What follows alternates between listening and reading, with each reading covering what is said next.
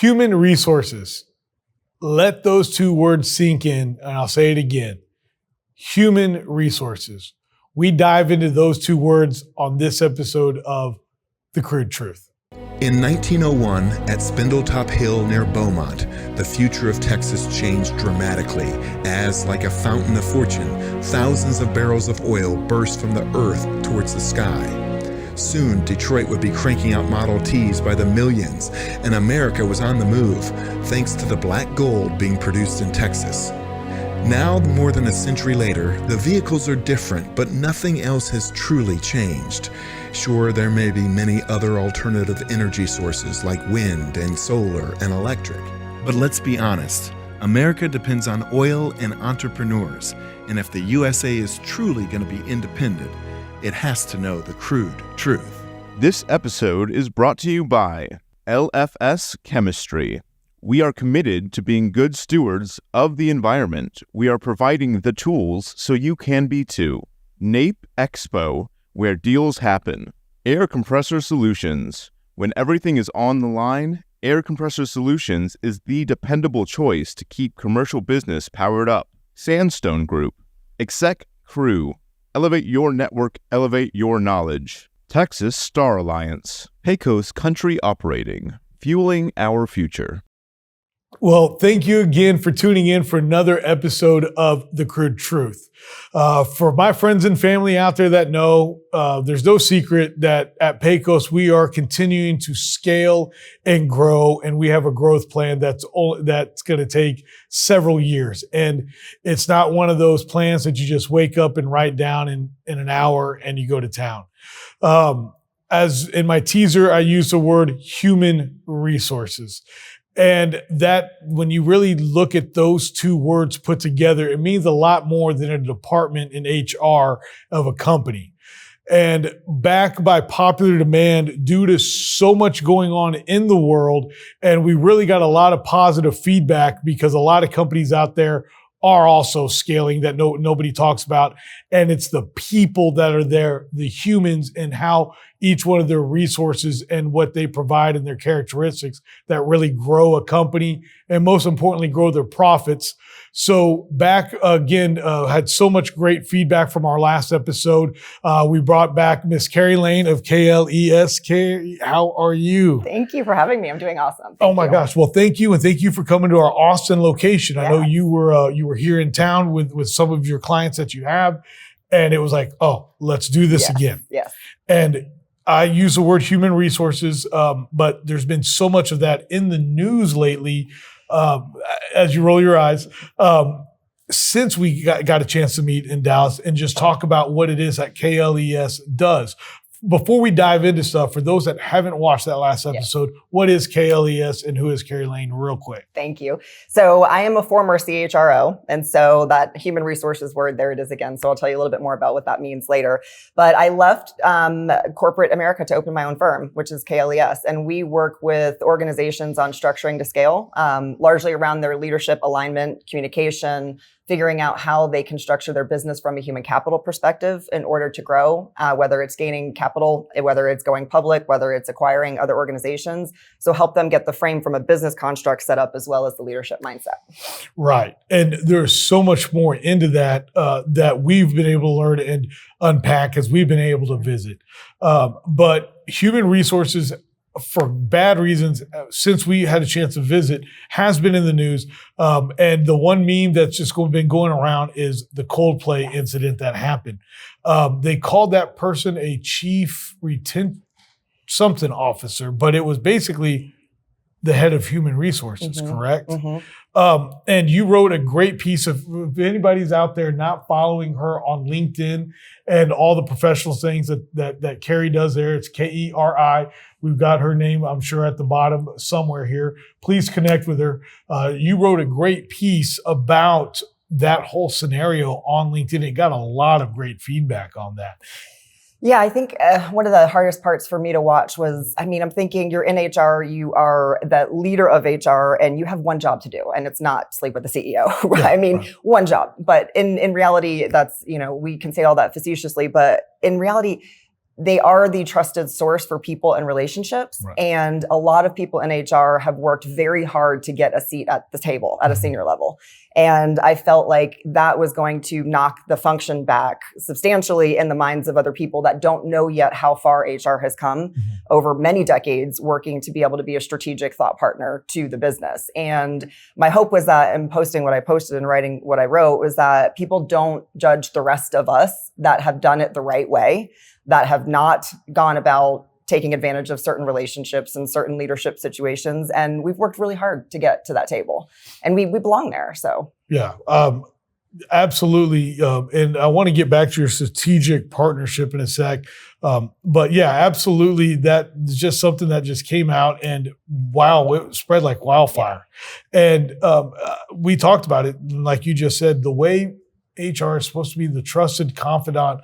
They know stories about people that nobody else knows. They know things, and they do have to we all should be walking a fine line. Sure. But you would think that they would be extra careful, right? Yeah, there's one of the things I learned early in my career coming up through HR is there's two types of HR people, and then there's the strategic kind. So the two are, one, very employee-centric, very employee-favored, and they often will favor outcomes for the employees, and it makes it hard to develop the synergy with the leadership team because they're not thinking about it like a business, they're thinking about it like an employee would.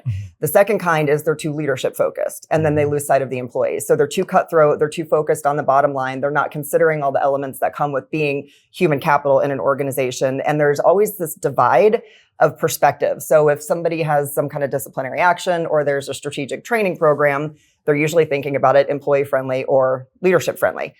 The one that's truly a strategic partner is neutral, and they can see both sides. They bring both sides to the table. They include the financial aspect, the operations aspect, and they make sound decisions from a neutral standpoint, and they don't have alliances. Yeah. They are their own. They can stand on their own, but they give value to all the functions of the business, leadership and employees alike.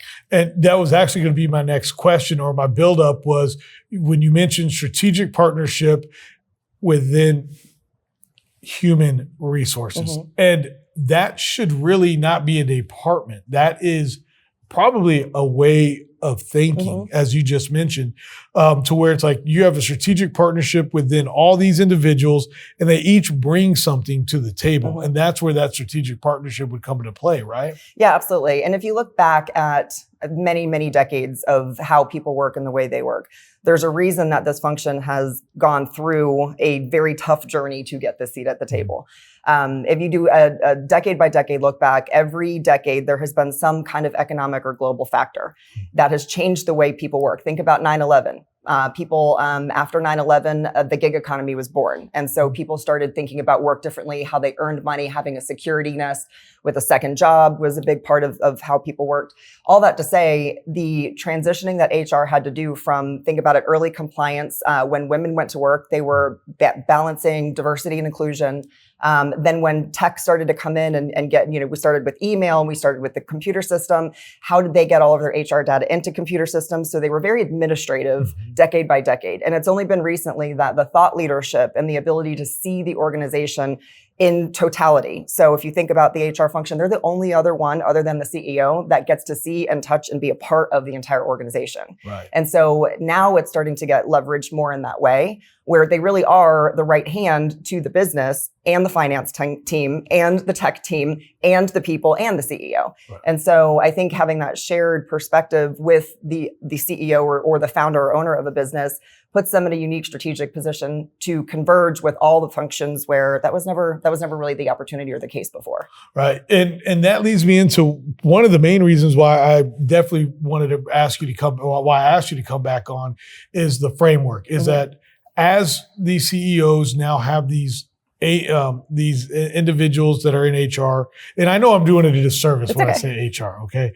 But in these strategic positions within human resources, that there's so much more that they're able to see now. Sure. And so that now leads to framework. And as in, not necessarily my teaser, but in my opening, as companies scale, we do a lot of, bar math or bar napkin math and bar napkin ideas, especially when you're a brand new entrepreneur. And God knows in the oil and gas industry, I don't know how many companies started at a bar on a little square piece of paper. And then all of a sudden they just boom. And some of them just whether it's a service company, they get Yeah. that contract they didn't think they were going to get, and now they've got to scale. But there's framework and are really a plan in place that individuals can use. Is that correct? Yeah, absolutely. And I call it the HR pillars of success. Okay. And so if you think about the old way of HR being administrative, what people often think of is like the handbook. And, you know, the handbook police writing people up for wearing flip-flops on Fridays, right? Like, not part of the dress code. And so that's not even what I reference when I think about HR. The next evolution is people think about it as payroll and benefits. That is a component to it. But what I'm going to give you is what I call the HR pillars of success. So take everything administrative or, payroll and benefits that you think of when you frame HR, and put that aside for a second. Mm-hmm. The pillars of success include everything from talent acquisition, which is acquiring your human capital, where you're getting your people from, what level, what position they fit, how you're going to grow them in the company. Then you move over to the next pillar, which is training and development. Mm-hmm. How do you develop them into the role? That even includes how do you bring them onto the organization so they learn your systems, they learn their role, they learn the culture, they learn the environment in which they're to operate. From there, you move down to strategic cultural alignment. That is, how are we engaging our employees and retaining them? Then you move over to your due diligence, and that's your legal arm. Then you have your strategic org development component, which is how are we growing for the future and how are we future-proofing ourselves through developing a culture that people want to be a part of, that's market leading and market dominating. And so when you can break out these pillars, you really see that there is quite a lot that the HR function can and should be doing. And in most cases, companies are only leveraging about 30% of that framework.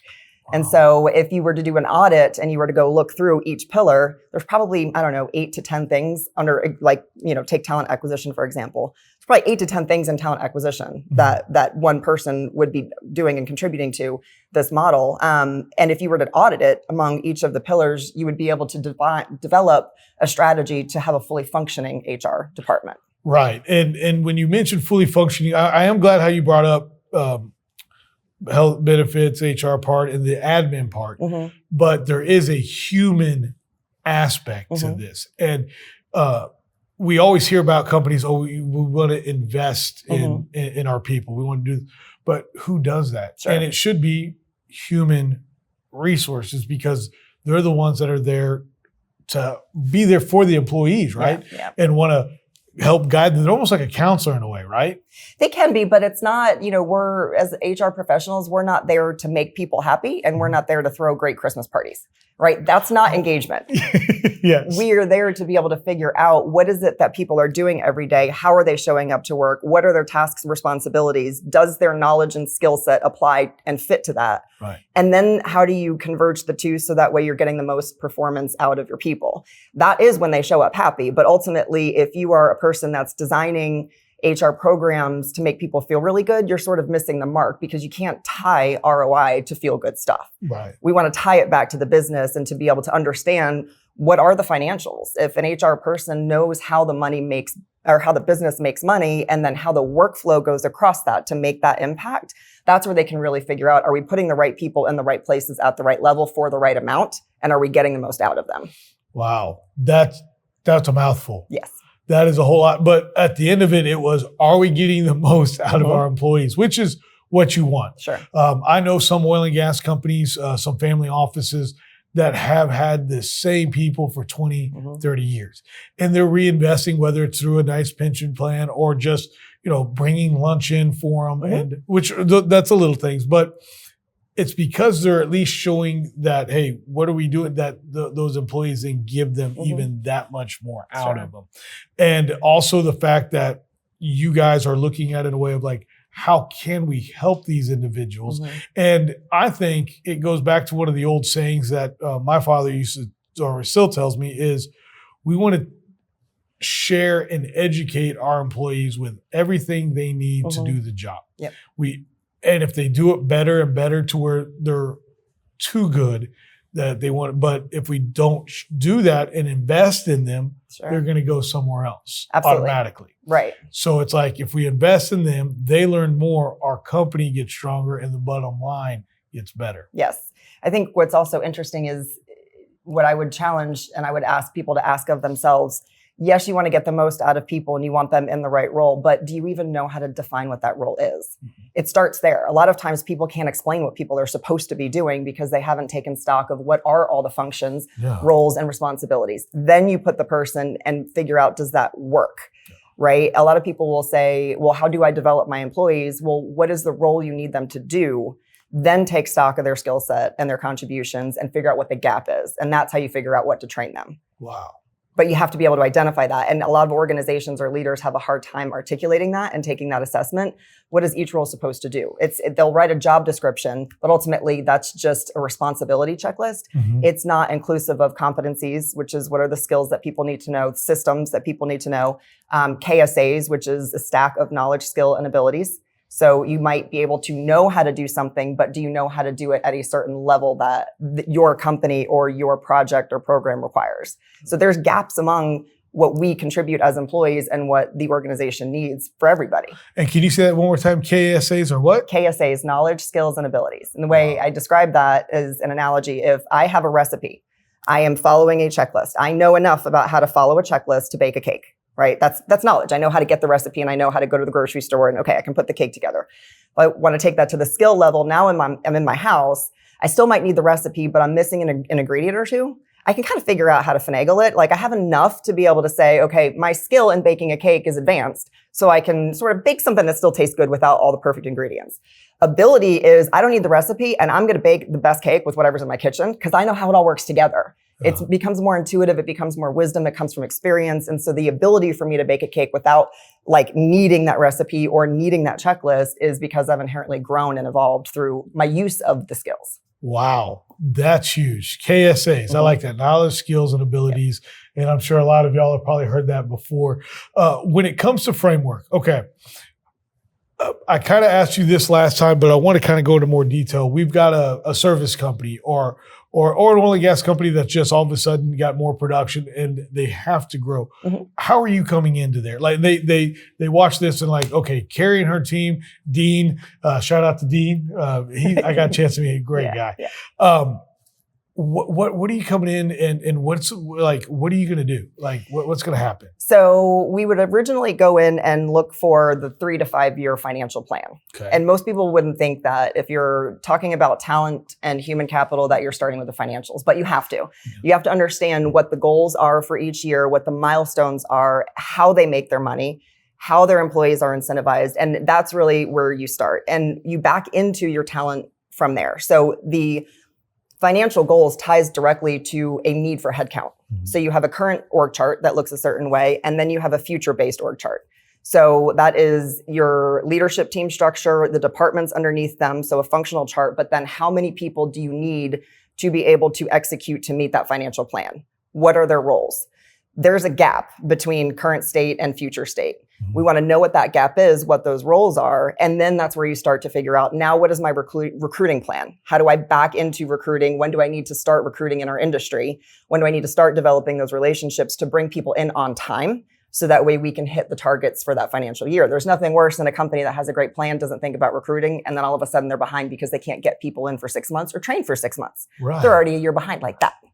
So when you understand the difference in the org chart, you can really drill down. So now we know who we're bringing in. We understand what talent's in the market. Then you move to how do we develop them to be able to be productive in the company, which is the training and development part. And then you just take those pillars that I mentioned earlier, and you have to weave these plans, these staged conversions of what your organization looks like from a people, human capital standpoint in order to be able to meet those targets, which even things like compensation structure changes. Succession planning is a part of that as well. So if you have a team of mid-level leaders, say you're in year 2.5 of your plan, everybody's going to get promoted. And the problem there is that most people get promoted all at the same time because suddenly you realize you're about to hit the next level. So everybody gets promoted and everybody gets new teams. They were never trained to lead people. They were subject matter experts, and then the whole thing falls apart. So now people are leaving, production is down, and you're not able to go back and recapture what if you had a plan, you would be able to have a smooth uptick in contributions from your team, your leaders, and your new employees coming in. And that's one of the biggest issues that we see in organizations as they're structuring is they don't think about that succession path. They promote people too quick or without enough preparation.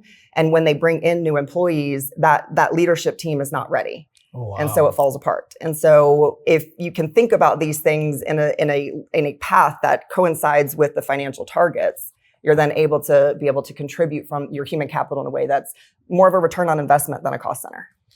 And that was just the first question on what's the first thing you're going to do if somebody, that's detail. Yeah. Holy cow.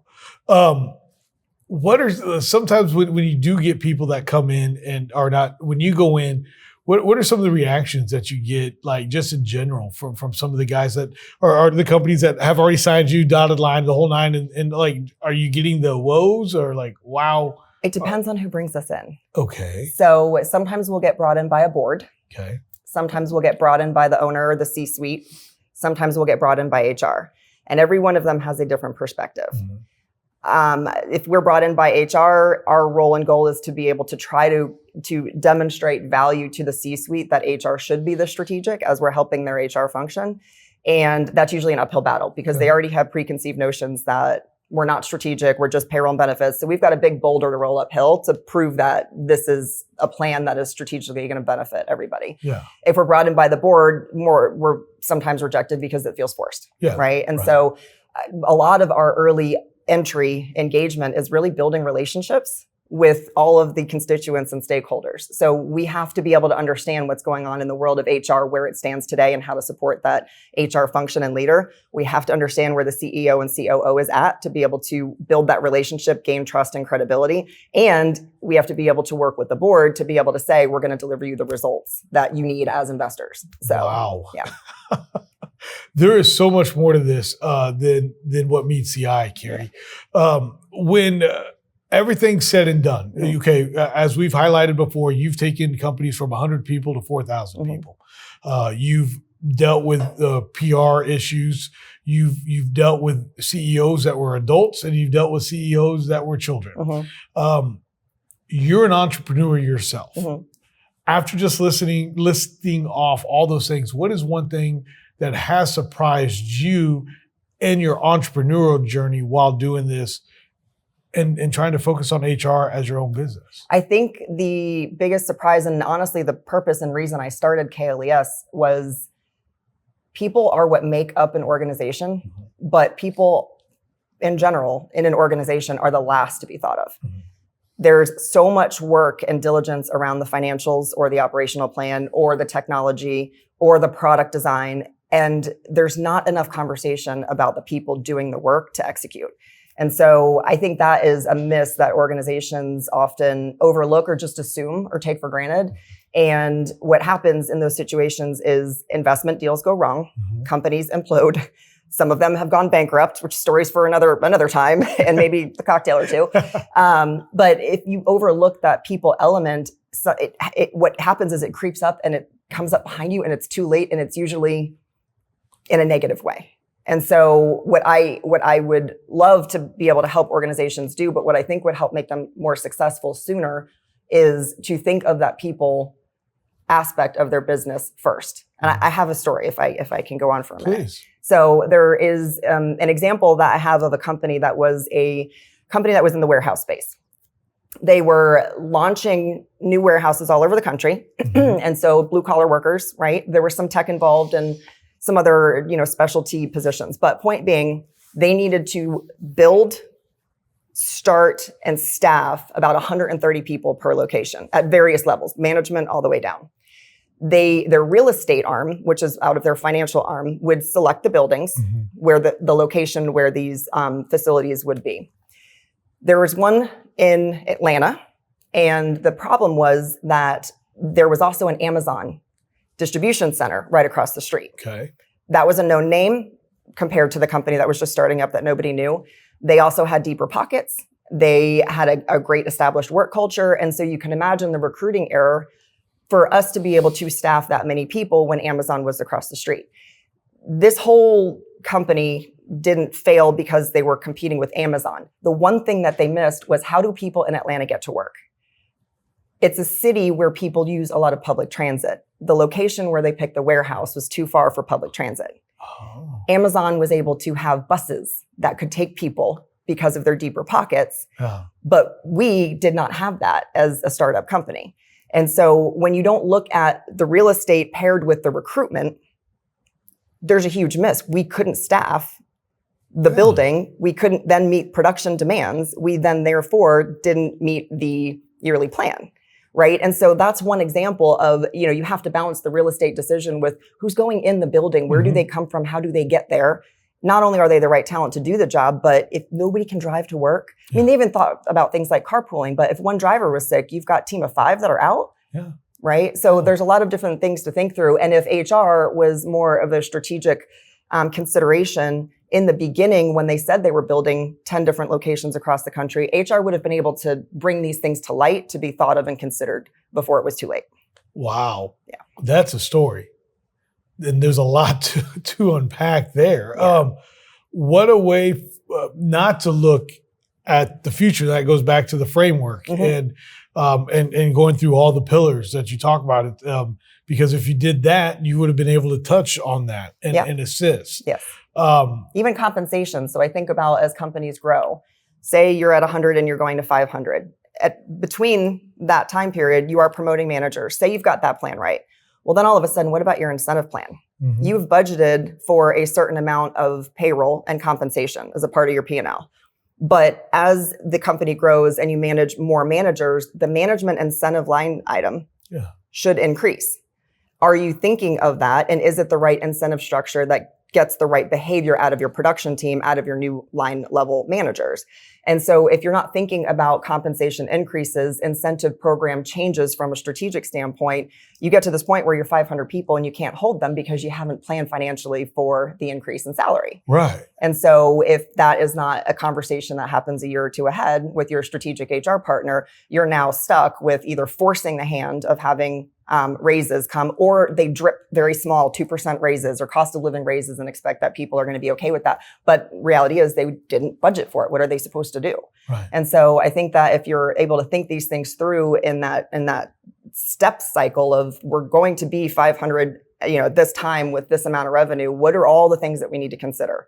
And how much is it going to cost us to keep this human capital aspect of our business healthy and running strong for us? That's the kind of conversation that needs to be had earlier. When you talk about the capital and the compensation, that's what you would call, and you use this term, return on relationships. Is that correct? As we've been able to dive into this more over the last several months, when I hear you say return on relationship, it's not necessarily a word or a term that's used for networking, or getting out and meeting people. It's within your company and building up through compensations or through education, and that you actually see a true return on that relationship. So the way you use the words is really, in a way, human capital or human resources, and you're understanding their needs, their characteristics, and what their good flaws are, what their bad flaws are, and how to get that return on that. Is that? Yeah. And I think it goes beyond people. So you and I can have a relationship. I can really like working with you, but our functions may never overlap or intersect, but I could love having lunch with you, and that makes a great culture, right? That's one aspect of it. But the part that I'm talking about is really what directly correlates back to the ROI. Think about it from a functional standpoint at the highest level. If your IT function, your finance function, and your operations function, along with your HR function, don't know how the other operates, they don't know what they wake up thinking about in the middle of the night, they don't know what problems they're facing, they don't know what challenges they have, what systems they use, there's no way for those functions to build credibility, trust, reciprocity, and collaboration. And so if you break down the walls of these silos, and again, this is not even just individuals, these are full functions I'm talking about. If you break down the silos of the function, I'm HR, say you're tech. If I haven't spent any time getting to know you and your world and what you face every day and how that contributes to the bottom line of the organization, I have failed my relationship with you as an HR function, right? And replace that with operations or finance. Point is if they're not getting to know one another, they can't serve and support one another. And when you drop those silos and these relationships are built, time to decision making happens faster. There's less conflict and thrash. There's ability to execute at a much faster, higher pace. Productivity rises. Innovation skyrockets. And so these relationships that we create at work cross-functionally, but as well as within and among people, are the relationships that really can bring a true ROI. And actually, I've written a book. It is called The 100-Year ROI. Yes. And I say this to say there is a calculated framework on how, as at a board level or at a C-suite level, you can evaluate your return on relationships as a company metric, as a KPI, much like you would your financial health. And it should be considered alongside the financial health, because it's not only a financial driver, but it is a driver of your people, which is your number one asset and resource. The 100-year ROI. Yes. As we record today, you have done a soft launch of this amazing book that you've written. What motivated you to write it? And what are the expertise that are in the book? Just to share a little bit. Got to get people to buy the book. Yeah, sure. So it started from what I said when you asked what my biggest, what I thought most people were missing, and it's that these functions are not considered holistic. They're considered very individual, siloed functions, and I found it really hard to continue to get HR to be at that strategic table when I was talking to investors or board level or C-suite level, and I always wondered why. And so I did a 7-decade look back every year, trying to understand, how did technology evolve over the last 70 years? How did the finance function evolve? How did HR evolve as a function, but also as a workforce, right? Tech and finance, largely male dominated, HR female. That's starting to change up now, but why is that? And so when I looked at the convergence curve, what I realized is they're not fully integrated yet. And if there is a way to share the message that there is a lot of money moving around with private equity, investments are being made, corporations are acquiring a lot of other corporations. There's a lot happening in the global economy now with business. If we can get these functions to converge, that convergence becomes a superpower. Then the question is, how do you get them to converge? Not only why is it important, but how do you do that? And that's where the return on relationship framework comes in. And then if you have highly functioning, profitable organizations, think about how that's a return on humanity, right? You are impacting businesses that are healthy and thriving, and then you're impacting families at home at night, where they have happy employees that are coming home to have happy dinners with their kids. They're inspiring the next generation of people and that are coming into the workforce. They're bridging generations. There's 5 different generations in the workforce today. So you're bridging generations across at this point in time. And then ultimately, what does that leave? That leaves a better legacy for future generations. And it has a significant global impact. There's a $3 trillion figure that's out there right now in the private equity world, that if 7 out of 10 deals fail, largely because of human capital issues or missteps, if we can change that and have, 8 out of them be successful, imagine the financial impact that has on our global economy. Oh, wow. So the idea of this return on relationships, leveraging these functions to converge, and how people do that at a board and a C-suite level is what the book is about. Wow. Well, I'm excited for that. Whenever you do have your big launch, you got to let us know. Yes, I will. And we could even do a more of a deep dive into the book, because this little soft launch, congratulations on that. Thank you. And I don't mean to call it little. I apologize. That's okay. It's not long though. That's the beauty of it. I wanted an executive to be able to read it on a quick flight. Oh. So it's short. But it's very impactful. I interviewed executives from tech, finance, and HR, getting their perspectives. So there's real life stories in there. There's my experience from the boardroom stories that are really fun. But the interweaving of the point of, here's the current state, here's the future state, here's why it matters, what we need to do about it, and what your role is in it. Yeah. It goes real quick. So it's an easy read. So you can call it little. I won't be offended. No, I know. Keri, as we kind of wrap up here, your company and your team, with y'all's experience, is really leaving a positive mark on corporations, manufacturing, venture capital, financial groups across the country. How can people get, how do you want to end this in the way of, kind of just giving a little elevator speech and just let people know who you are again and how they can get a hold of you? Yeah, I think one of the best ways to stay in touch with us is through my LinkedIn page. There is a way to access me there from a direct message standpoint. Our website is out there, but back to relationships, I prefer more of that connection point than just go visit my website. It is KLES.pro if anybody wants to go look at it. But find me on LinkedIn under Keri Laine, Kerilaine. and let's connect there, and then we can get a conversation going. Right, because you've got a team that can help out from every aspect of the pillars in the framework. Yep, absolutely. And for all the companies out there that are on that scale right now, these steps are so important to only continue to grow and see the success that you want to see as you scale. Because as I've said before, there's a difference between growing a company and scaling a company. And one of them's a little bit more chaotic, but when you have the right framework in place, there's nothing but just smooth sailing from there. Yep. That's the idea.